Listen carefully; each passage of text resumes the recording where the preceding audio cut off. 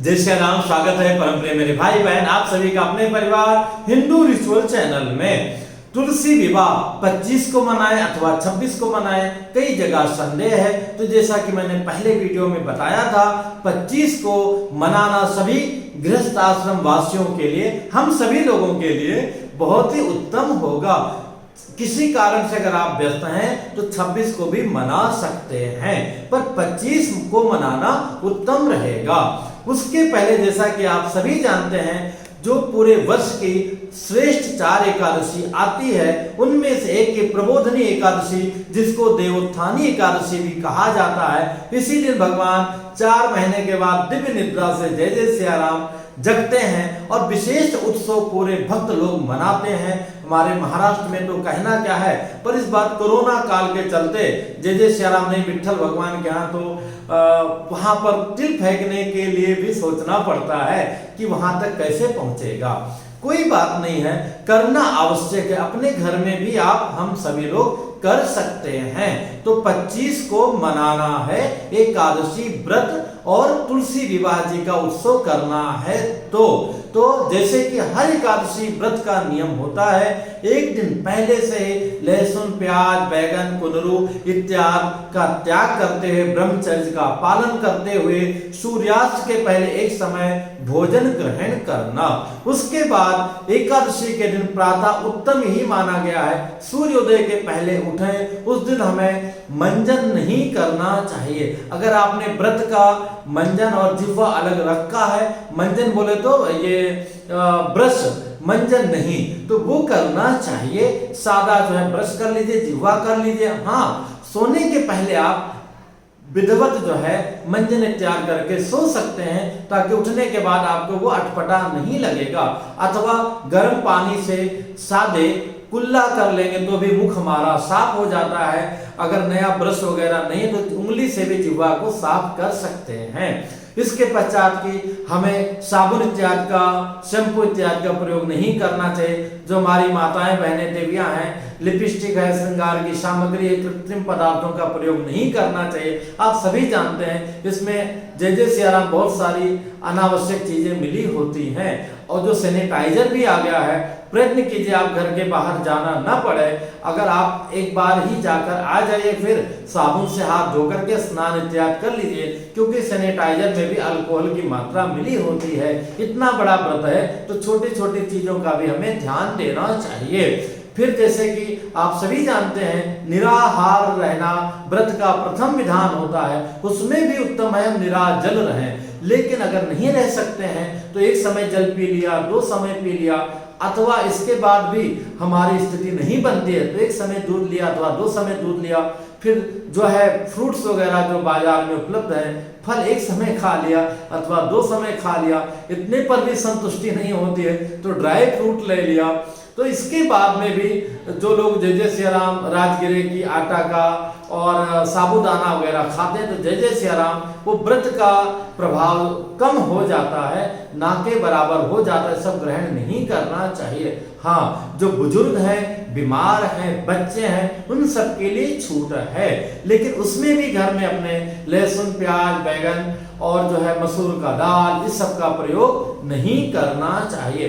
मध्याह्न काल में अथवा संध्या वेला में अपने आचार्य पुरोहित को बुला करके विधिवत भगवान की सेवा करनी चाहिए। अगर हम आचार्य पुरोहित को नहीं बुला सकते हैं, स्वयं सत्यनारायण कर सकते हैं, अथवा वो भी नहीं कर सकते हैं तो अपने घर के भगवान को, जैसे आप डेली स्नान कराते हैं, उस दिन पंचामृत से स्नान करा दीजिए। एक बार या अथवा 11 तुलसी चढ़ाते उस दिन 101 तुलसी चढ़ा दीजिए।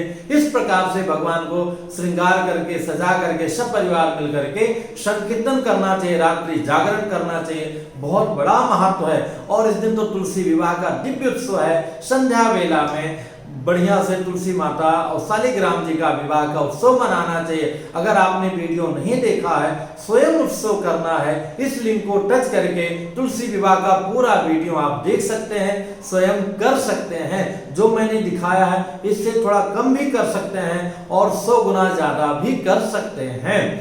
उचित यही होगा अपने आचार्य पुरोहित को बुला करके उनके द्वारा संपन्न कराएं। लेकिन किसी कारण से नहीं बुला सकते हैं तो स्वयं कर लीजिए, करना आवश्यक है, बहाना मत बनाइएगा। इसका बड़ा ही महत्व है। रात्रि जागरण करने के पश्चात पुनः उठिए, तो उठने के बाद भगवान का पुनः सेवा करके और उसके बाद में तुलसी जी का रात्रि संपन्न किया है विवाह उत्सव, तो उस दिन विदाई की प्रक्रिया होती है।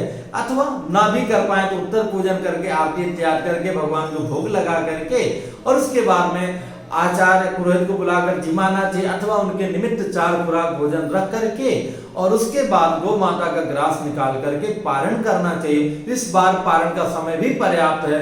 दिन में 1:11 से लेकर 3:15 के अंदर आप पारण कर सकते हैं, तो पर्याप्त समय है आप सभी के पास में। तुलसी विवाह का बड़ा ही महत्व है और इसकी कई सारी कथाएं हैं, पर बहुत संक्षिप्त में आपको सुनाने का प्रयत्न कर रहा हूं। तुलसी माता पूर्व जन्म में वृंदा नाम से विख्यात थी। राक्षस कुल में उनका जन्म हुआ था, पर वो जो है प्रहलाद जी की तरह विष्णु भगवान की बहुत बहुत बड़ी भक्त थी। नित्य उनकी सेवा में लगी रहती थी, मगन रहती थी और उनका विवाह जो है राक्षस राज जलंधर के साथ में, जिसको जलंधर कहा जाता है, उसके साथ में संपन्न हुआ। जलंधर को तो आप सभी लोग जानते होंगे कि समुद्र मंथन के समय जन्म हुआ था। बड़ा ही तेजस्वी था, बहुत बड़ा तपस्वी था, लेकिन उस तपस्या का उपयोग जो है देवताओं को परेशान करने में लगाता था।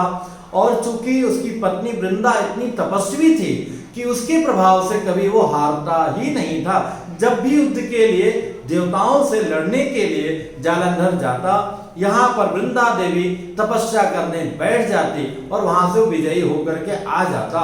देवता लोग परेशान हो गए, भगवान विष्णु जी से स्तुति किया कि प्रभु इसका कोई जो है मार्ग निकालो, नहीं जय जय सिया राम, हम सबका आसन वगैरह और पूरा लोक वगैरह सब चला जाएगा, सब गड़बड़ मामला हो जाएगा।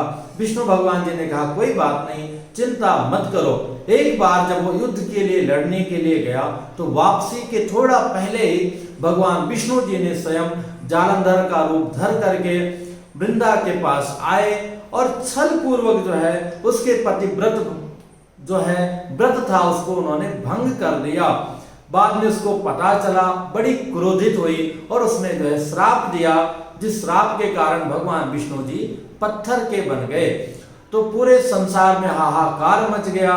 सब देवता लोग आकर के वृंदा देवी से प्रार्थना करते हैं, वो श्राप अपना वापस लेती हैं और अपने पति जालंधर के साथ में वो जय जय सिया राम, जब उनका पतिव्रत भंग हो गया उसके प्रभाव से वो युद्ध में मारे गए, तो अपनी पति देव के साथ में वो सती हो गई और उस राख से जो है तुलसी नाम का पौधा प्रकट हुआ और बाद में भगवान जो है शालिग्राम स्वरूप में अंगीकार कर लिया अपने आप को। चूंकि शालिग्राम जी की इसलिए प्रतिष्ठा नहीं होती है, स्वयं में वो अपने आप में परिपूर्ण है। जैसे आप केला देखते हैं ना, केला अपने आप में उसको कुछ करना नहीं है, छीलिए और ग्रहण कीजिए। ऐसे शालिग्राम भगवान को घर में अवश्य रखना चाहिए, उनको धो करके पी लीजिए, उतने से ही आपका परम कल्याण हो जाएगा।